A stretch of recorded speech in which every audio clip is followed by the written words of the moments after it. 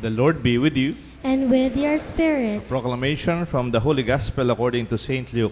Glory to you, O Lord.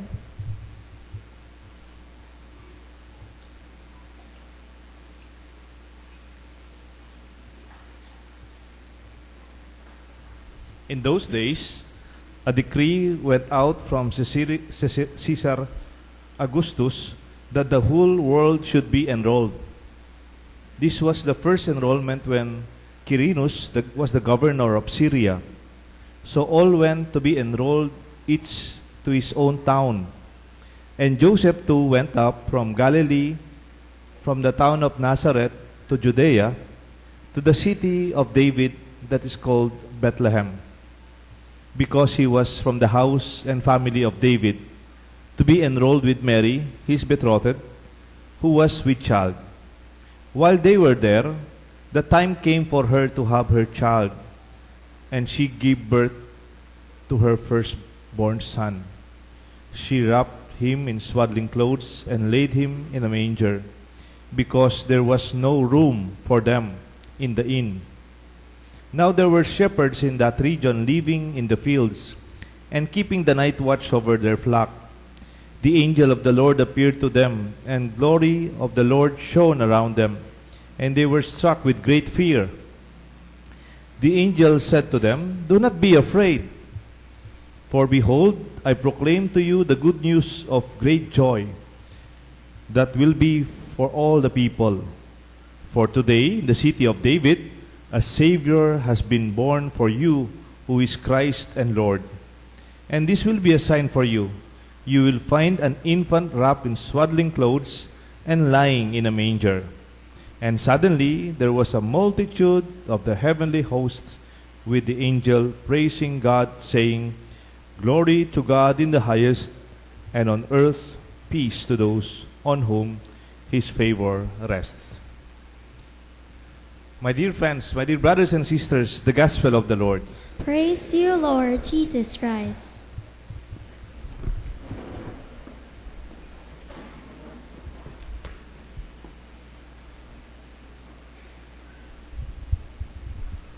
In the name of the Father, the Son, and the Holy Spirit.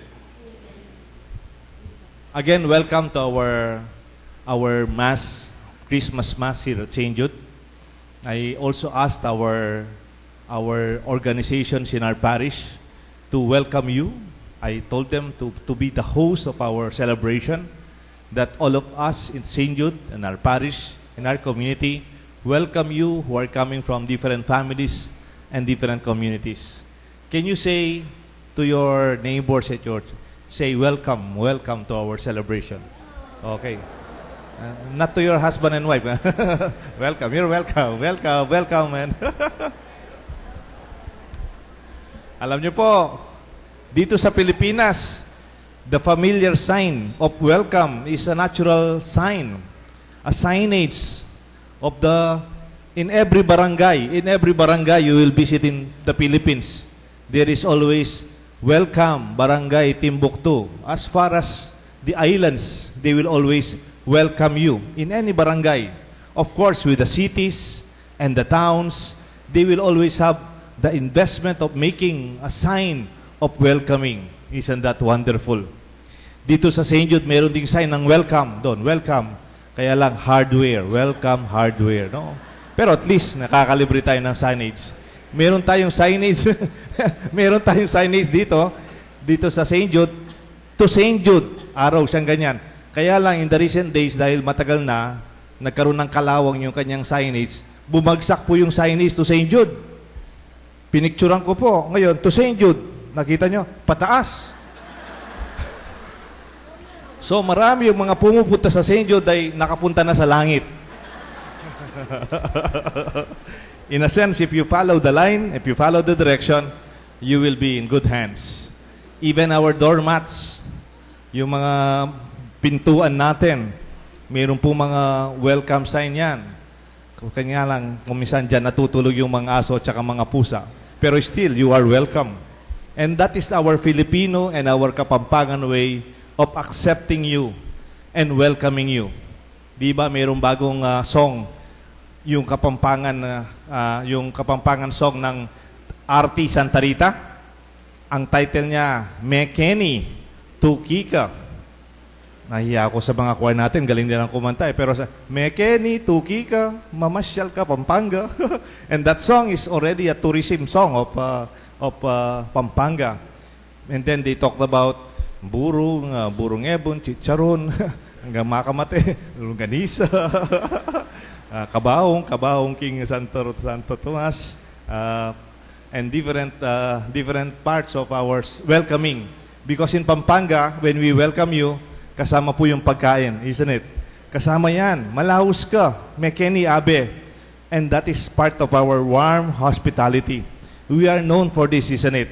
Kaya po dito sa St. Jude, pag lumabas ka dyan, siguradong may makikita kang mga restaurants. Itong parang Lasatin Road, parang restaurant lane. Tsaka dito rin. No? Ang daming kumakain. Hindi ko alam kung mayroon pang kumakain sa mga bahay nila. Sa dami ng mga manukan, tsaka sisig and everything. However, my dear friends, on the other hand, in spite of this very positive welcoming and hospitality of our culture, it is a reality in the whole world today. It is a reality which is worse than World War II. I read an article mentioning the statistics of the refugees after World War II are less compared to the refugees of today, 2016. Ano po yung pinakamalaking problema ngayon sa mundo? Hindi po yung drugs, hindi yung drugs. Ano po? It's the refugee reality. It's not only contained in Syria or Iraq or the Middle East. It is affecting whole Europe and even an issue in Great Britain, an issue in America. Ano po yung meaning ng to be a refugee? To be seeking a place where you will be welcome. That your own home will no longer a good place for you. And this is reality. In spite of our welcoming culture, in spite of our beautiful Kayabe, Abeda ka, Mekeni, Tukika, Malaus ka, and our Kapampangan and Filipino ways, you know, I also notice sometimes inside the room, inside the houses, inside our offices, we also have the signs, always keep the door closed.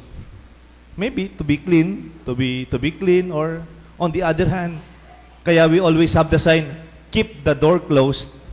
It is also a possibility that in spite of our natural or nature to be welcoming, we are also experiencing the fear of insecurity. We may also have familiar signs at home. Kumusta po yung mga bahay ninyo? Ako po, lumaki ako sa bahay namin, ang daming lock. 1, 2, 3, 4, 5, iba pa yung, di ba? I bet yung mga bahay ho ninyo, hindi lang isa yung lock. Marami. Kaya kung nagmamadali ka lumabas, hindi ka makalabas. Maganda rin po yung nakalock, kaya lang nakakatakot. Hindi makapasok yung iba, pero hindi ka rin makalabas kung emergency. We are also locking ourselves inside. Napansin niyo po kung magkano yung investment natin sa mga iron grills, sa mga bahay natin, at saka yung sa mga matatas nating bakuran. Alam niyo po, during the election season, yung pong panahon ng campaign, meron akong kilalang nangangampanya. Humahabol po siya dito sa San Fernando. Ano lang po naman, yung posisyon ng counselor. Kilala ko po, kaibigan namin. Sabi ko, counselor, ba't di ka pumapasyal sa St. Jude? Naalala ko, naririnig ko, nag-house to house ka sa mga baryo. Yung mga kilala ko taga-baryo, barangay, winelcome ka daw doon. Nag-house to house ka. Politiko po ito, politiko. Sabi niya, Father, sorry, hindi na pupunta sa St. Jude eh. Sa St. Jude kasi hindi ako pwedeng mag-house to house.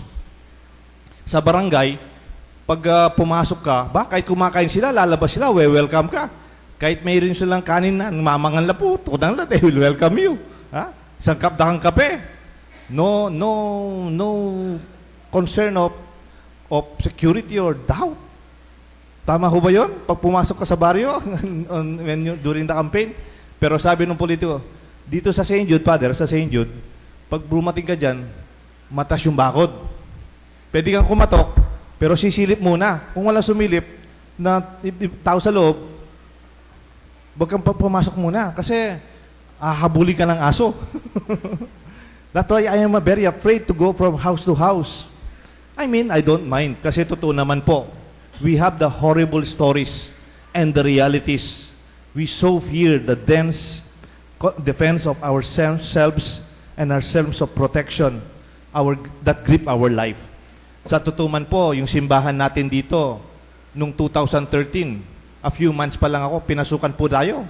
Dito pumasok yung nangnanakaw, kinuha yung computer natin, ginagamit natin, bagong-bago. We are also experiencing this, even as a church. Nabalitaan niyo po yung nangyari sa Bacolor? These few days before Simbang Gabi? The monstrance holding the Blessed Sacrament, holding the Eucharist, was stolen. Penako Depo. And the church was closed. Supposed to be closed for 40 days because the body of Christ was stolen. It was not about the monstrance. It was not about the gold or the price of that vessel. It was about Christ that we worship, whom we worship and adore so much in our midst. Alam niyo po, napulot po yung Blessed Sacrament sa damuhan na dinaanan ng mga magnanakaw. Kaya nga, I heard Archbishop Labarias reopen the church, if I'm not mistaken. Totoo naman po ito. We have to be careful. I'm not saying this because I am naive of realities. We are the church, and I know in our own community here at St. Jude, you have your own horrible stories about this. But I hope we will not be taken over by fear. As a community, let us push back and say, we are not afraid. Together, we can be of value because welcoming each other consciously, when we push back the fear and insecurity together, then we can be more open, to be more respectful, to be at home, and to value and appreciate our differences and not be afraid of people who are not like us. I'm saying this, you know why? Because Joseph and Mary, if I'm not mistaken, they were one of the refugees during their times. They were also seeking a home. They were seeking a place where our Lord Jesus will be born. And they were not accepted. That's why we have the Belen. We have the Sabsaban. It is a place of unwelcome. But the poverty of the situation welcomed the Lord. My dear friends, some time ago, maybe a few days before Simbang Gabi, if I'm not mistaken, alam niyo po yung mga ITAS dito sa intersection? You always see them from the perspective of your window of your car, isn't it? Pag nakakotse ka lumabas, kakatok yan sa kotse mo, di ba? Kung wala kang bibigay, gaganyan ka. Kung may bibigay ka, bibigyan mo. Sometimes maglalak ka pa, baka naman buksan. And you know, two good doctors invited them with their family. Inipon po nila. And then we had a program. Sumayaw sila. Sumayaw din kami. Kumanta sila, kumanta kami. Nagmerienda rin sila. Nakakwento ko sila over conversation. Taga saan po kayo? Taga Sambales po kami. Kailan pa po kayo dito? Paano po kayo nakarating dito? And realizing their person, their family, their community, that conversation changed my perspective to the realities of these brothers and sisters who are not like us. It is our Christian faith to be more welcoming than to be afraid. Sana mas mumuna po itang ingrasya, ingganaka, at pamagtiwala kesa aking pamagduda. It is true, maraming mga tao hindi mapapagkatiwalaan ngayon. Pero marami at mas marami ang mga taong kamukha ni Jose, kamukha ni Maria, kamukha ni Jesus, seeking a place in our midst. Pope Francis, in his recent months welcome and adopted families from the Middle East and ask all parishes in Europe to adopt at least one or two family from every organization, from every parish, to open the doors and not be afraid. Because like us, they are seeking a home. Totoo naman po, I am also guilty of this, that there is failure in religion because of extreme perspective and even routinism in religion. Extreme religion could force others to be like them or even hate and annihilate people who are not like them in faith. And also, there's also the routinism of religion. Yung bahala sila, basta tayo lang dito, magsimba tayo. We are okay. We are safe. And we do not care. These two extremes make religion part of the problem. We can re-articulate our understanding of our Christianity. We can reposition our way of standing for the deeper meaning of our faith. When we call about coexistence and respect, mercy and compassion, giving and kindness, all of these are true even in all the major old religions of the world. And all of us, as Pope Francis called us, to be a communion of communities. It is good to celebrate our communion of communities. Yung taga Solana, yung taga Dolores, taga San Agustin, mayroon pong taga Santa Rita, mayroon pong taga Guagua, may taga Florida Blanca, yung pamilya ko. Mayroon pong iba-ibang pinanggalingan. That's why we ask you to come up with a home of our homes and our communities. That this wall will talk about our communion as families and communities. Not only as families and communities, but also to take good care of this relationship. That we become open and welcoming. Di ba po, napakasakit. Tingnan niyo po yung meaning ng parochial mentality sa dictionary. Masakit po. Ang gusto po sabihin ng parochial mentality or parochial thinking, makitid na pag-isip. Masakit po yun. But you cannot blame those who coined that term. Because pwede, kami-kami, kayo-kayo, sila-sila, tayo-tayo. And that kind of separation should be changed today. That's why Pope Francis is inviting us to be open, to be inviting. Nakakatawa nga yung mga Katoliko eh. We never welcome and invite each other because we assume that is given. But we have to articulate this, even with people whom we do not know and are different from our perspectives. Not only among Catholics and Christians, even to those who are not Christians. If you have a friend Muslim, celebrate life with them. If you have a Jewish friend, celebrate faith with them. And in this way, we celebrate our human need. Meron po ako nakita commercial, nakwento ko na yata, commercial po yata ng Amazon.com. I'm not promoting it. Pero po, magkaibigan pala yung imam, a Muslim priest, and an old Catholic priest. And one evening, somebody's knocking at the door of the rectory of the old priest.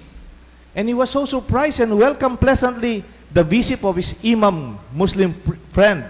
They hug each other. They were quite old, more than 70 na yata sila. But they're still active, serving the Lord. And then nag-usap sila, wala pong dialogue, pero nakikita mo lang, nag-usap sila, nagkakape, nagtsitsa, inahawakan po nila yung tuhod nila.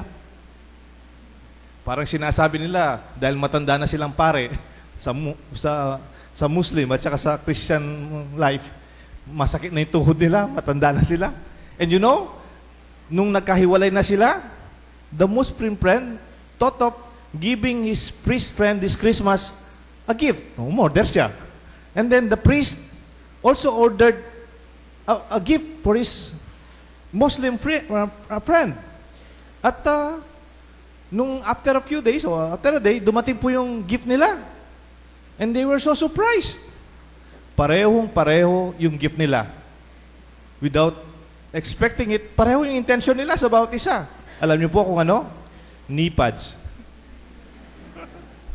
And then, when the priest was kneeling down before the Mass, he was holding his knee. And he remembered his Muslim friend. And then when the Muslim was praying, he touched his knee and remembered his good old Catholic priest friend. My dear friends, let us not be bothered by fear of our difference, but let us celebrate it. Let us be more open, not with the extreme and even the routinary part of life, but to re-articulate our religion and our faith towards our sense of respect, our unity, and our joy to be a good family. Sabi po nung isang expression sa Africa, it takes a village to raise a good child. It's not only a good mother and a good father, but all of us as communities, may we also raise our children more open than us for a more promising and hopeful tomorrow. May our homes and communities be in communion to welcome Jesus in one another. Merry Christmas po, and God bless us all. The Father, and the Son, and the Holy Spirit. Amen. Please rise.